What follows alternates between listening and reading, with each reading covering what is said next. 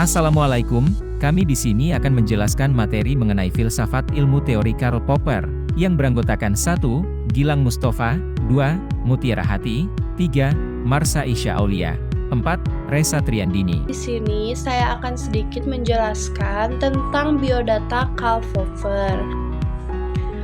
Karl Raimund Popper atau biasa kita kenal dengan Popper lahir pada tanggal 28 Juli 1902 di Wina, Austria. Karl Popper meninggal pada tanggal 17 September 1994. Ayahnya adalah seorang doktor hukum dan ibunya adalah seorang ahli musik. Popper lahir dari keluarga Yahudi Protestan. Popper adalah seorang advokat yang terkenal pada isu-isu filsafat dan masalah sosial. Popper merupakan salah satu kritikus paling tajam dari konsep lingkaran Wina di abad ke-20.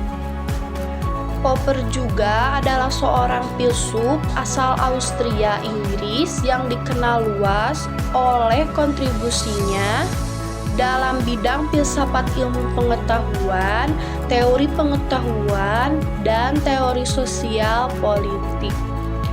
Pendidikan di Universitas Vienna, Popper memulai pendidikannya di mana ia mempelajari matematika dan fisika.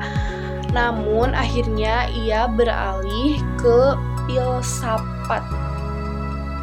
Ia meraih gelar dokter dalam sidang filsafat pada 1928 dengan disertai tentang teori pengetahuan. Adapun karir akademinya, Popper mengajar di beberapa universitas termasuk di Universitas London, terutama di London School of Economics, di mana ia menjadi profesi filsafat ilmu. Karl Popper menghabiskan akhir hidupnya di London, di mana ia meninggal pada tanggal 17 September 1904 pada usia 92. Adapun warisannya, Popper meninggalkan warisan intelektual yang sangat mendalam, yang banyak mempengaruhi berbagai disiplin ilmu, mulai dari filsafat hingga ilmu sosial dan politik. Pemikirannya tentang sains dan masyarakat terus menjadi bahan diskusi dan penelitian bahkan hingga hari ini. Implementasi metodologi klasifikasi Karl Popper berperan penting dalam membangun pemahaman inklusif dalam ilmu keagamaan. Popper menegaskan bahwa teori tidak pernah mencapai kebenaran absolut, melainkan hanya mendekati kebenaran, sehingga mendorong keterbukaan terhadap berbagai sudut pandang. Dalam konteks Islam, pemahaman inklusif dapat mengurangi eksklusivitas golongan dan mendorong toleransi. Dengan mengadopsi sikap kritis dan terbuka, menghindari klaim kebenaran yang egois, memperkuat dialog, dan memajukan peradaban. Prinsip klasifikasi Karl Raimund Popper. Seperti yang kita ketahui, walaupun Popper dibesarkan dalam lingkungan Wina, namun dirinya menolak ide-ide filsuf yang tergabung dalam lingkaran Wina atau kaum positivisme logis. 3 gagasan utama dalam positivisme logis adalah induksi, demarkasi, dan dunia ketiga. Soal induksi, Popper tidak setuju dengan penerapan validitas umum berdasarkan prinsip induksi. Contohnya, jika sejumlah besar A diamati dalam berbagai kondisi yang luas, dan jika semua A yang diamati tanpa kecuali memiliki sifat B, maka semua A memiliki sifat B. Contoh lain, jejak kaki di pantai. Jika kita menggunakan induksi, pengamatan, dan eksperimen, kita akan mengatakan bahwa jejak kaki ditinggalkan oleh orang yang berjalan di atas pasir. Kesimpulan masih mengandung kesalahan, karena jejak kaki ini mungkin memang sengaja dibuat oleh anak-anak kreatif di atas pasir. Proses induksi melalui observasi ini dilihat oleh kaum positivismologis sebagai prinsip pembentukan ilmu atau pengetahuan. Proses induksi ini juga digunakan untuk membuat hukum-hukum umum dan mutlak berdasarkan kriteria kebermaknaan meaningful dan ketidakbermaknaan meaningless. Untuk kaum positivismologis, kebenaran suatu teori umum dapat ditentukan dan dibuktikan dengan prinsip verifikasi, yaitu ditentukan kebermaknaan dan ketidakbermaknaannya. Berdasarkan kriteria dapat atau tidaknya dibenarkan secara empiris.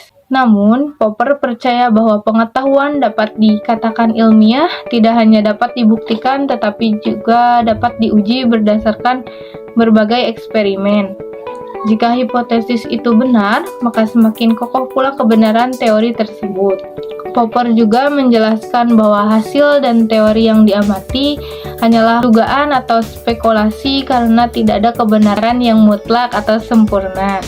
Pengamatan yang dikonfirmasi dengan pengamatan lebih lanjut di masa mendatang, inilah yang membuat Popper berpendapat bahwa jika sesuatu dikatakan ilmiah, apabila secara prinsip teori tersebut kemungkinan untuk menyangkalnya.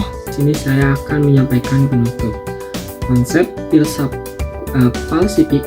falsifikasi Karl Popper lahir untuk menjawab persoalan dalam lingkaran Wina. Para filsuf yang tergabung dalam lingkaran Wina yaitu kaum positisme-logis. Aliran positisme-logis terutama mencangkup 3 gagasan induksi, afirmasi, dan dunia ketiga. Proses induksi digunakan untuk membuat hukum-hukum umum dan mutlak berdasarkan kriteria kebermaknaannya atau meaningful dan ketidakbermaknaannya atau meaningless. Karl Popper melakukan 2 hal dalam mengembangkan ilmu agama dan metafisika. 1. Mengembalikan kebermaknaan metafisika yang dalam pandangan kaum positif bersifat meaningless atau tidak bermakna.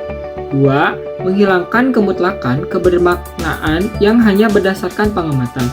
Ilmu agama dapat difalsifikasi karena metafisika atau ilmu agama mengalami berbagai perkembangan setelah disangkal.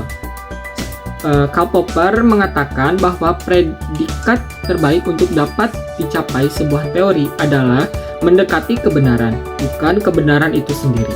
Dalam penempatan paradigma agama inklusif, setiap kelompok selalu memahami dan mengakui bahwa di luar kelompoknya terdapat berbagai entitas dan perspektif dari interpretasi yang berbeda. Dan perbedaan tersebut harus dihormati. Dalam agama, seseorang harus menghindari membuat apa yang disebut klaim kebenaran tentang ajaran yang dianut, karena ini adalah bentuk pemikiran yang egois. Selanjutnya, setiap produk pemikiran Muslim harus terbentuk terhadap ide-ide orang lain untuk menciptakan dan mengembangkan khazanah keilmuan baru dalam Islam.